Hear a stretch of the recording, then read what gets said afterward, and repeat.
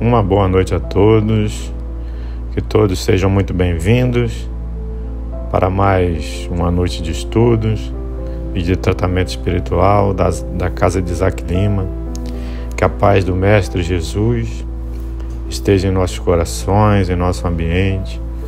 Vamos assim nos preparando para dar início à nossa reunião, nos preparando para a prece inicial, com a leitura de uma página de preparação que será lida pela nossa irmã Gerlane. Em seguida, faremos a prece inicial. Do livro Convites da Vida, pelo Espírito Joana de Ângeles, psicografia de Valdo Pereira Franco. Convite ao dever. Sede, pois, vós outros, perfeitos, como perfeito é o vosso Pai Celestial. Mateus, capítulo 5, versículo 48.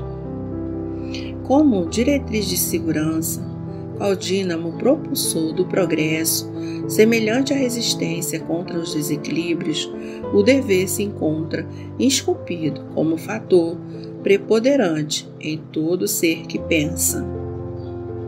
Desnaturá-lo ao suborno da ilusão, compuscar-lo face a injunções constritoras, desconsiderá-lo ao império da anarquia, é descer psiquicamente aos subníveis da humanização.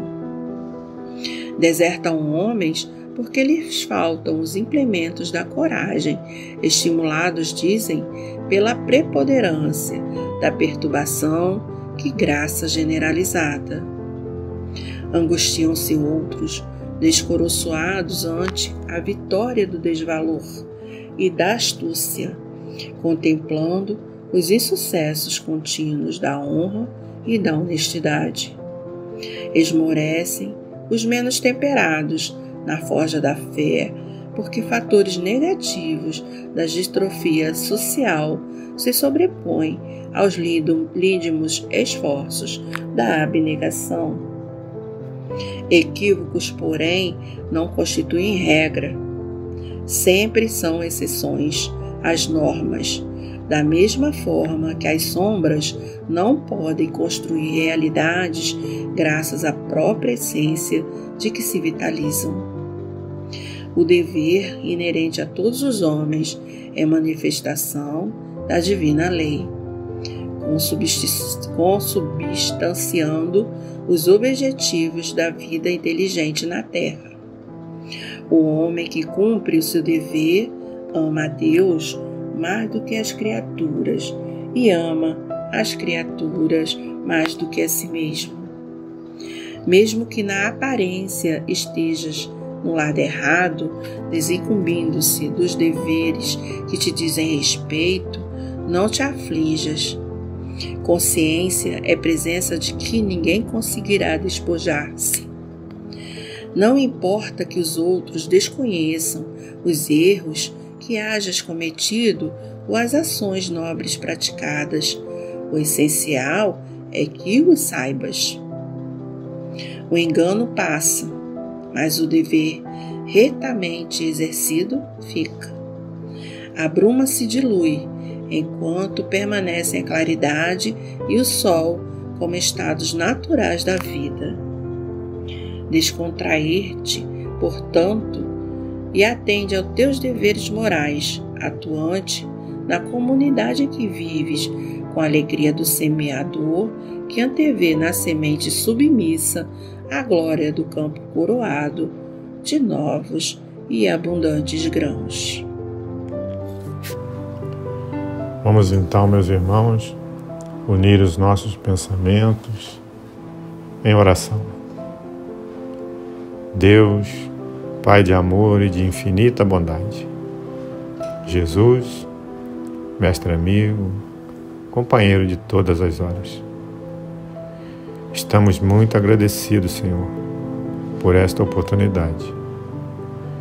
Estamos agradecidos por termos vencido nossas tarefas do dia de hoje, para que pudéssemos estar aqui neste ambiente de paz e de tranquilidade, buscando o alívio para nossas dores, buscando também o aprendizado, o estudo, para que assim possamos entender melhor as nossas dificuldades e, com isso, ganhando experiência, ganhando o amparo necessário para que essas dores possam ser sanadas definitivamente.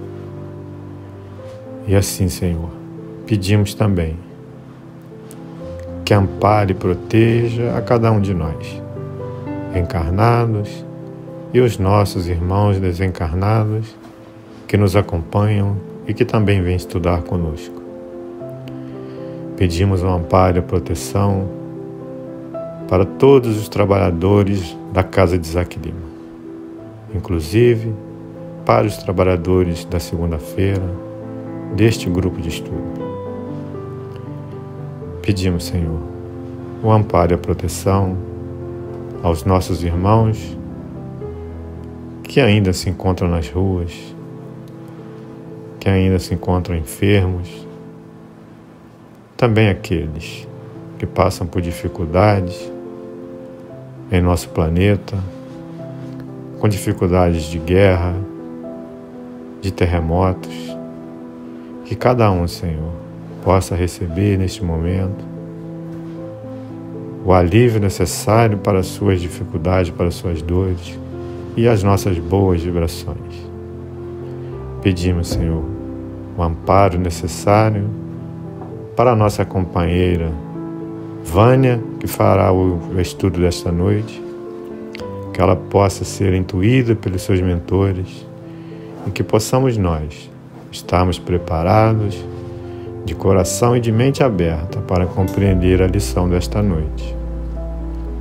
Pedimos o amparo e a proteção para os irmãos que farão o trabalho do passe à distância, que eles possam estar concentrados e que possam dar o melhor para que cada irmão que por aqui passar possa ser atendido na medida do seu merecimento. E assim, Senhor, estamos confiantes na sua misericórdia e com a sua permissão que possamos iniciar a nossa reunião. Graças a Deus e graças a Jesus, que assim seja. Bom, meus irmãos, o tema do nosso estudo de hoje é o dever. E está responsável por este estudo a nossa irmã Vânia Hungria, aqui da casa de Isaac Lima. A referência do estudo é o Evangelho segundo o Espiritismo, capítulo 17, item 7. Um bom estudo a todos. Fiquem em paz. Boa noite, meus irmãos, que a paz do Mestre Jesus esteja conosco. Nosso estudo de hoje é sobre o dever e a nossa referência para o estudo é o Evangelho segundo o Espiritismo, capítulo 17, item 7. O evangelista Mateus nos recorda uma passagem com Jesus onde ele conta a história de um homem. E esse homem, ele tinha 2 filhos. Ele chamou um dos filhos e falou: "Filho, vai hoje trabalhar na vinha." Ao que o filho respondeu: "Sim, senhor." Porém, refletindo mais tarde, esse filho resolveu não ir. Então, esse homem chamou o seu segundo filho e fez a mesma proposta ao filho, que ele fosse trabalhar na vinha. E esse segundo filho, na hora, falou para ele: "Não quero." Mas, um pouco depois, ele pensou bem no assunto, se arrependeu e foi trabalhar. Então, Jesus pergunta qual dos 2 atendeu à vontade do Pai. E aqueles que estavam ouvindo o mestre, de imediato responderam que foi o segundo filho. Porque, embora o primeiro filho tenha aceito de pronto né, o pedido do pai, ele não foi trabalhar, né? Ele não realizou a tarefa, enquanto que o segundo filho, ele não estava com vontade de ir naquela hora, ele não queria ir trabalhar, mas ele entendeu que essa atitude dele, essa ação dele, não condizia com o dever que ele tinha para com o trabalho e com esse pai. Então ele entendeu que a ação dele era importante para cumprir com o dever dele, seria o resultado do dever dele. E o nosso texto do Evangelho, ele fala o seguinte: o dever é a obrigação moral diante de si mesmo primeiro e dos outros em seguida. O dever é a lei da vida, ele se encontra nos mais ínfimos detalhes, assim como nos atos elevados. Então, esse segundo filho que vai cumprir a tarefa, mesmo sem estar com vontade naquele momento, ele compreende a sua obrigação moral diante dele mesmo e desse pai. E essa passagem nos mostra que nem sempre nós fazemos aquilo, podemos fazer aquilo que nós estamos com vontade de fazer na hora que nós queremos. Às vezes é preciso cumprir com a nossa obrigação, com o nosso dever, né? Porque a atividade divina, ela jamais cessa, e justamente as lutas que nos são mais difíceis são as mais proveitosas para o espírito. Na verdade, se nós pensarmos no que é a encarnação, em tudo o que a encarnação exige de programação, o que nos dá de oportunidade de aprendizado, nós vamos ter a certeza de que não nos cabe a deserção do dever a cumprir, né? Que não nos cabe assumir uma atitude contemplativa diante da vida, mas sim avançar sempre, nos esforçarmos, termos confiança na proteção e na misericórdia divina, que é o que nos fará alcançar um futuro melhor. O dever, ele não é algo que seja imposto de fora para dentro. Não funciona dessa maneira. É uma necessidade do espírito. Ela nasce como consequência do aprendizado, da maturidade espiritual.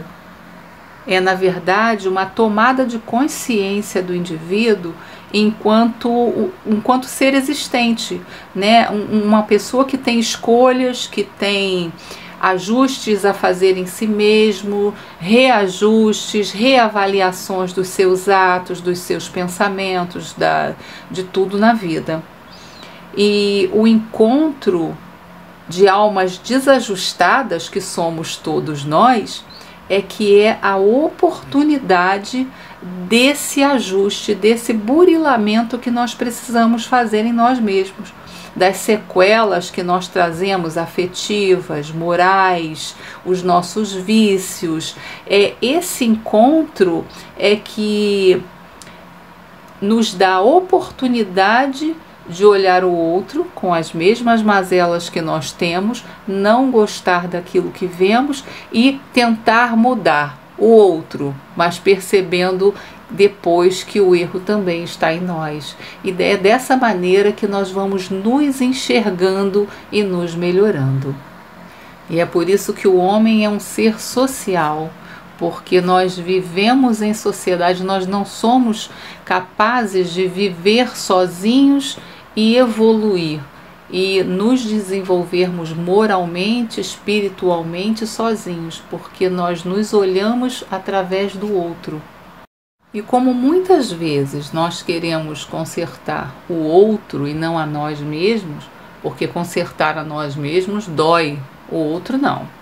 Nós vamos criando feridas ao longo do caminho, né? E essas feridas, elas são consequências das nossas escolhas, das nossas, muitas vezes, más escolhas, e nos direcionam para experiências que nos despertam através da dor, que nos fazem perceber as nossas reais necessidades, onde nós falhamos, onde nós precisamos trabalhar um pouco mais e também onde nós já acertamos, onde nós já aprendemos e não queremos mais cometer o erro que nós cometíamos antes. Leon Denis, no livro O Problema do Ser, do Destino e da Dor, em seu capítulo 9, ele nos fala o seguinte: o objetivo da evolução, a razão de ser da vida, não é a felicidade terrestre, como muitos erradamente creem, mas o aperfeiçoamento de cada um de nós.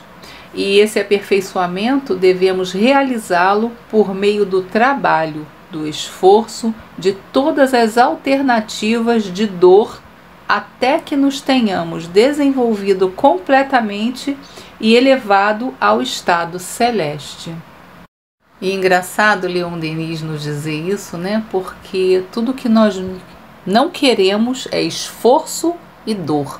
Do trabalho nós até gostamos, né? Tem trabalhos muito prazerosos, nós gostamos de trabalhar, na maioria das vezes nós gostamos de trabalhar, mas de dor e o esforço nós não gostamos. E é justamente isso que nos faz crescer. Ele fala aqui de elevado ao estado celeste.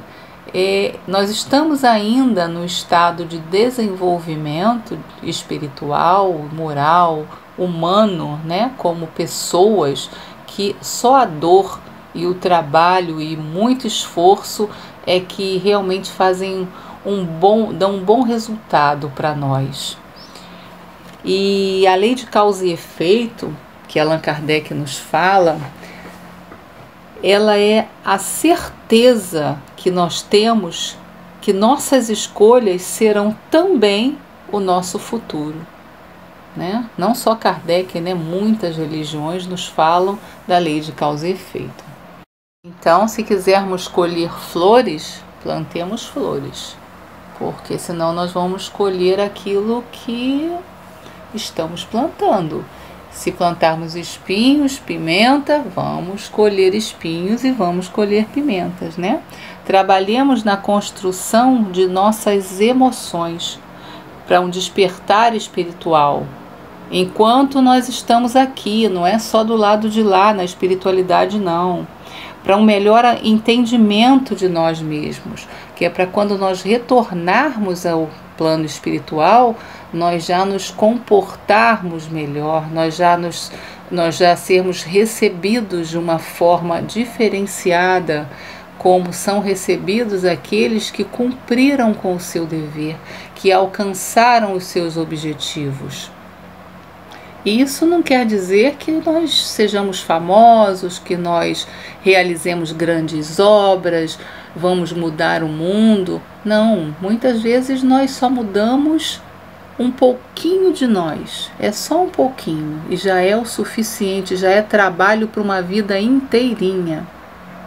E nesses estudos espíritas nós falamos muito de melhorar a moralidade, melhorar o espírito, como se nós só tivéssemos isso. Não, nós temos também a parte física e nós devemos também perceber que o físico, o material, são importantes, são instrumentos úteis para a nossa edificação, mas não são o objetivo da nossa estada no corpo físico. Tudo que nos cerca, que nós adquirimos, que nós compramos, que nós conseguimos, que nós herdamos, que nós temos acesso aqui à informação, à tecnologia, são instrumentos úteis, mas que não nos definem como um todo. Eles só mostram o que nós temos. Diz o nosso texto do Evangelho que na ordem dos sentimentos, o dever é muito difícil de ser cumprido, porque se acha em antagonismo com as seduções do interesse e do coração. As facilidades do mundo, o reconhecimento, isso tudo nos seduz. E o dever muitas vezes é antagônico a isso, vai de encontro a isso. porque nem tudo que eu desejo, nem tudo que eu espero para mim, na verdade me convém, faz parte da minha história, vai me dar as oportunidades que eu necessito para aprender. E o nosso dever, em primeiro lugar, é conosco, com o nosso desenvolvimento. Nós somos herdeiros de nós mesmos. O que nós fizemos de nós hoje é o que nós traremos na próxima vez que nós viermos para a Terra, na nossa próxima encarnação. É o que nós levaremos conosco quando nós deixarmos o nosso corpo físico aqui. Então, nós herdaremos aquilo que nós adquirirmos para nós. E vamos também encontrar aqui o mundo que nós criamos. Mas nós não podemos perder de vista também que nós não conseguiremos ser inteiros, né? Ser melhores, sermos espíritos elevados sozinhos. Essa construção, ela se dá em equipe. É por isso que o homem é um ser social. Ele trabalha em equipe no curso do tempo. E é por isso que nós temos diversas existências, com inúmeras pessoas, famílias diferentes, amigos, funções na sociedade, né? Uma hora nós temos riqueza e poder, na outra nós não temos nem o que comer, numa hora nós estamos governando um grupo, um país, seja lá o que for, na outra hora nós estamos entregues num leito, dependendo dos cuidados de alguém. Isso tudo são as experiências que Leon Denis vem falando da dor, das dificuldades, do trabalho intenso de nós mesmos. Nessa jornada de aprendizado, alguns companheiros ficam para trás, outros vão avançar mais rápido do que nós. Isso faz parte. E nós vamos nos reencontrar, seja para terminar a tarefa que não demos conta, seja para um ajudar o outro a evoluir ainda mais, mas nós vamos nos encontrar, né? Porque Jesus, ele já nos deixou isso muito bem claro quando ele nos diz que das ovelhas que meu Pai me confiou, nenhuma se perderá. O evangelista Lucas fez essa anotação, né? No Evangelho de Lucas, capítulo 15, versículos 3 a 7. E é importante nunca esquecermos disso, porque muitas vezes nós nos sentimos desencorajados, desesperançados, achando que não tem mais jeito, né? Quantos irmãos não acham que na situação em que estão não tem mais saída, não tem mais objetivo, não tem porquê de viver, de existir, que a doença que tem, que por ser grave, por ser uma coisa muito sofrida, um tratamento difícil, ou muito caro, ou impossível naquele momento, que está tudo acabado. Mas Jesus vem dizendo que nenhuma ovelha se perderá. Então nós estamos no caminho, nós estamos seguindo o curso da vida, nós não estamos perdidos, nós não estamos à deriva no mundo. Nós estamos protegidos o tempo inteiro. Tem bons espíritos olhando por nós, nos encorajando, nos mostrando o caminho a todo momento. Sejam chamados de anjos guardiães, espíritos protetores, irmãos, nossos parentes já desencarnados, não importa, mas são irmãos que estão no plano espiritual, que estão ali torcendo por nós e nos auxiliando, assim como muitos ao nosso lado, aqui encarnados mesmo. Nós só temos que permitir o auxílio. E isso também é importante. Isso também faz parte do nosso dever, na verdade. Se permitir ser auxiliado, se permitir fazer diferente, ouvir e nos perceber como filhos de Deus. No Livro dos Espíritos, na questão 614, os Espíritos dizem a Kardec que só seremos felizes se nos identificarmos com o bem. Né? E se o Jesus é o caminho, a verdade, a vida, a escolha tem que ser nossa. Tem que ser nossa. Se Jesus veio para nortear o nosso caminho, para iluminar a nossa vida, a escolha de segui-lo, de compreender os seus ensinamentos e colocá-los em prática na nossa vida é nossa. E de novo no Livro dos Espíritos, agora na questão 612, Kardec pergunta aos espíritos onde está escrita as leis de Deus. E eles respondem que está escrita na consciência, na nossa consciência, né? Porque todos nós, na verdade, nós já sabemos, nós sentimos o que é certo e o que é errado. E muitas vezes o nosso dever é combater em nós mesmos a guerra, o vício, o ódio. Porque nós iniciamos a guerra dentro de nós. Nós iniciamos o ódio, os vícios dentro de nós. Quando nós não nos olhamos, quando nós não nos ouvimos, quando nós nos desmerecemos, então nós achamos que podemos mudar as coisas tendo atitudes extremas. E é preciso parar, não brigar mais com o que nós achamos errado fora de nós, mas estarmos combatendo esses vícios que nós ainda temos, de não estar felizes. Isso é um vício, porque nós temos tantos motivos para sermos felizes. Só estarmos aqui encarnados é uma oportunidade maravilhosa de aprendizado. Nós estamos matriculados numa escola, a melhor escola que existe. Nós temos um corpo físico, seja ele do jeito que for. E lembrando de novo Leon Denis, a dor é instrumento de aprendizado. Então, mesmo o nosso corpo físico não funcionando muito bem, nós já sabemos que o que nós plantamos, nós colhemos.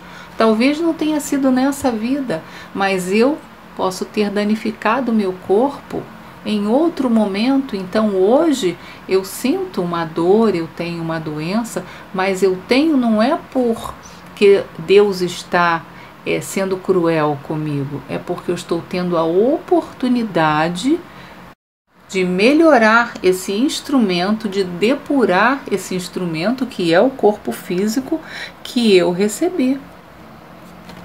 A doutrina espírita, ela nos chama a avaliar o nosso proceder para com Deus e conosco, as oportunidades que nós recebemos e que nós jogamos fora. É uma bênção para nós o esquecimento do passado, mas o nosso planejamento espiritual, ele nos dá diretrizes para o caminho que nós precisamos seguir. Então, cabe a nós colocarmos em prática o planejado, mesmo sem lembrar. Nós temos aí um monte de dicas que a vida vai nos conduzindo, né? Então, nós devemos assumir os riscos das falhas que nós temos no dia a dia, das alegrias, né, dos sucessos, e convivendo com os chamamentos das provas, com coragem, com coragem.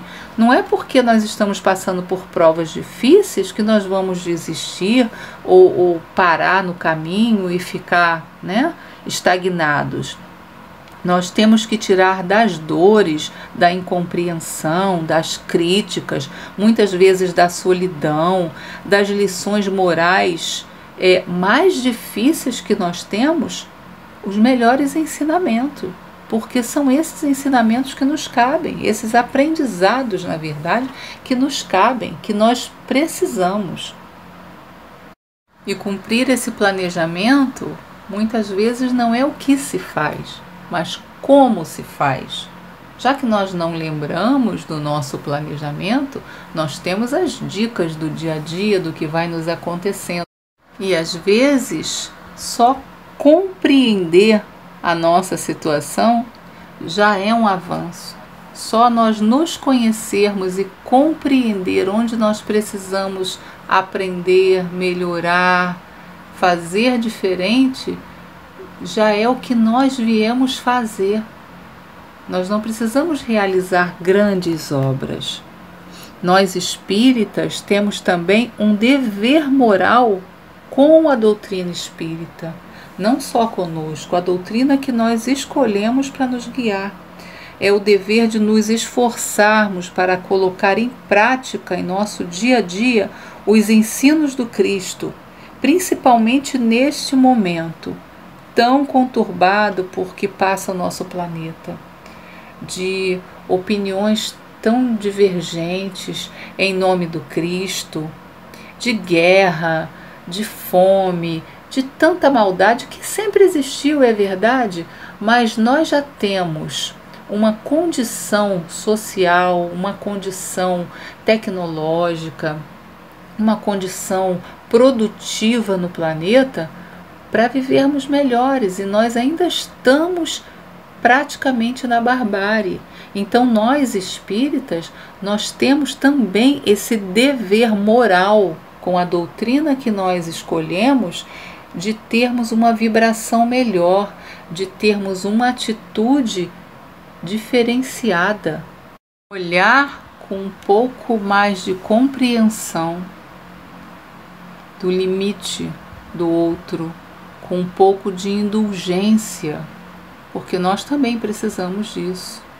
Joana de Ângeles, no livro Jesus e Atualidade, em seu capítulo 1, ela diz o seguinte: a atualidade necessita urgentemente de Jesus descrucificado, companheiro e terapeuta em atendimento de emergência, a fim de evitar-lhe a queda no abismo.